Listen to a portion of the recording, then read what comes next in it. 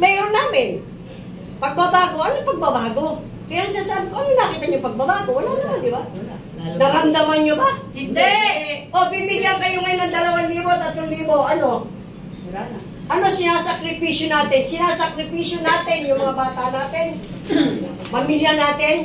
Pagkatapos makuha ang boto, wala nga kayo. Tama. O, kaya na kayo pinansin, di ba? Pinapansin lang tayo pag-eleksyon. Yes. Noong araw pa kay Apo Lakay, lahat ng dala ni Apo Lakay, kahit ano pa siya, akin siya. Paglalaban ko lahat. Ngayon, namit ko na si Ma'am Mara, sa kanya mga advocacy, talagang naantig yung ano ko. Yun ang pangarap ko. Yung pangarap niya, talagang pangarap ko. Kaya hanggang sa ngayon, loyalista ako. Dahil alam ko, ang mga Marcos lang ang magpapabago talaga.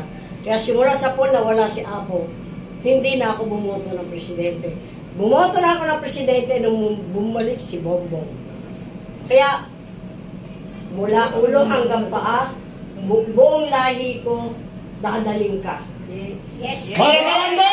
Yes! Pinangangako ko, ma'am. Sa dami ng pamilya ko, sa dami ng hawak ko, sinasabi sa inyo, ipaglalaban ko kayo. Sa mga kalaban mo, hindi ko sila katatakutan. Ang matakot, tulasin nila ako sa harapan nila. Nay, Sanay na ako. bilang isang loyalista po, ano po ang nagustuhan yung katangian kay Ma'am Mara na wala sa iba? Yung sinabi niya na pagtulong niya sa mga senior citizen, sa mga mahihirap, nakita ko ngayon, napanood ko, yung mga ginagawa niya sa mga may sakit, talagang yun din ang pangarap ko. Kung talaga ako binigyan ng Panginoon Diyos na maupo sa mga ganun, yun din ang pangarap ko. Mabigyan ng pagbabago at pagmamalasakit, pagmamahal sa kapwa. Yun ang ano ko talaga. Hanggang ngayon, pagkawad ako, more than 20 years na. Maitatanong nyo ang paglilingkod ko sa barangay ko, kahit wala akong pera, basta't kailangan nila ako, natutulog mo, hating gabi, mama. Nay, ano ba lang, bakit parating bukang bibig mo yung pagbabago? Bakit kamusta kayo bilang... Kasi wala naman na bago eh. Lagi sinasabi, lahat na tumatakbo ng mga mayor namin.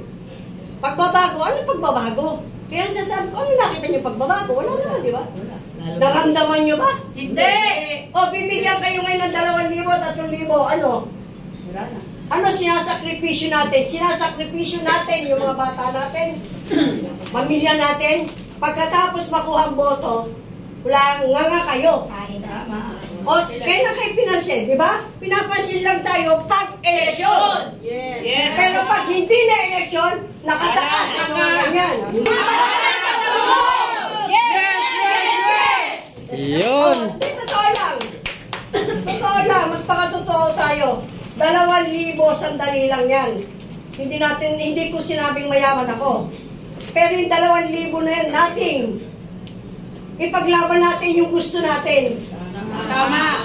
Para mabago tayo, hindi na lang para sa atin, para sa kapwa natin. Yung 2,000, wala yan. Kahit 5,000 pa, binigyan niyo ko 5,000. Buti ko, binigyan mo ko. Nay, bilang isang Manileño, ano ba yung gusto pang mabago sa Maynila na hindi pa nagagawa ng mga nakaupo? Yung paglilingkod ng totoo. Yes! Dati nila pinapangako. Mababago. Lalo sa mga senior citizen. Anong ginagawa ninyo? Ginagawa nyo kami balatuba. Sa halagang 500 bago nyo ibigay ano? Ano ka? Humihingi ng gamot sa inyo, pupunta sa opisina ng mayor. Magkano binibigay nyo? 200? Pamasahin lang, kulang pa eh. Ako hindi ko pinagawa malaki. Pag may lumapit sa akin, may pera ako. Kahit 1,000 binibigay ko. Yes. Kaling-kaling yan, hindi ako mayaman. Pero alam sa lugar namin, kaya may mga kabataan, buti pa kayo kagawag-Diyos tayo magsulisit. 1,000 basketball. Kaya hawak ko kabataan. Yes! Paano yan may gustong bumalik sa lungsod ng Maynila daw para ano bang sa tingin mong dahilan bakit may gustong babalik sa Maynila? Sino babalik?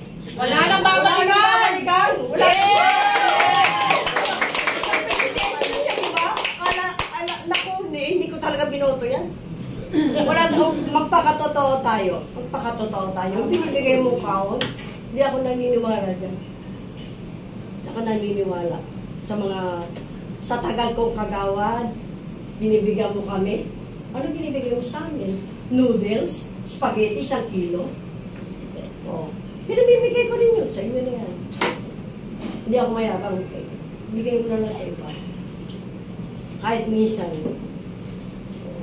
Dapat ipakita nyo ang pagmamahal nyo sa kapwa. Kaya kayo nandyan may pondo naman. Nasaan yung pondo? Nasaan yung budget? Ipapakita nyo naman, paramdam nyo naman. Lalo sa mga center, walang gamot. Ano pa yung center? Isara nyo na lang. Sigaw ng Manileño!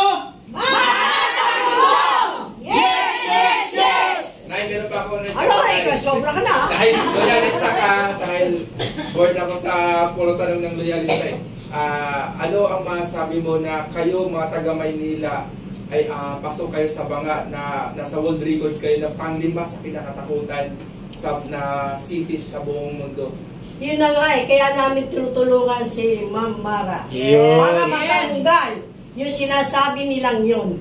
Kasi kung yan yung tatakbo ulit, wala talaga mangyayari. Kailangan namin ng pagbabago at bagong hahawak. Iyon. Bago magpapatakbo. Kasi kung iba, magkakatotoo talaga yun. Mas lalala pa. Hindi totoo talaga na pang-5 sila Oo nga, lalala pa. Hindi na panlima. sa buong mundo. Totoo naman yun eh. Totoo yun. Malapit ang anong Pilipinas. Kaya nga, ma'am, sa mga pinaliwanag nyo, maasa po kami lahat. O sana matupad.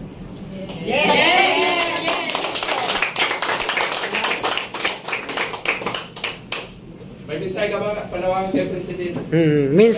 Mensahe po kay Presidente at kay Ma'am Mara Tamundong. Sa minamahal ko at idol na idol kong BBM, please po, tulungan niyo po sa amin si ma'am. Tulungan niyo po kami mga taga Manileño. Nakikita niyo po ang hirap namin. Tulungan niyo po kami. Hindi na po kami umaasa sa mga nakaupo. Tama na po. Kayo na po ang pag-asa namin.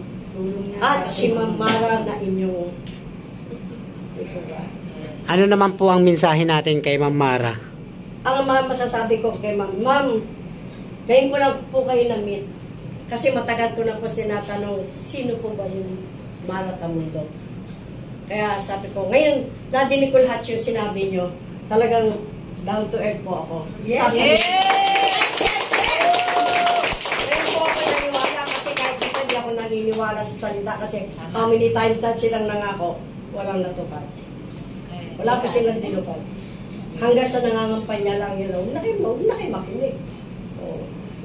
Si Ma'am Mara na ang tutupad Kay na. Mama na po kasi, siyempre, kung hindi namin kayo masusubukan, walang mangyayari. Kailangan po namin supportahan. Iyon. Oo naman! Iyon. Para pa yan! Okay lang ibigay kay baby. Mas maganda nga yun eh.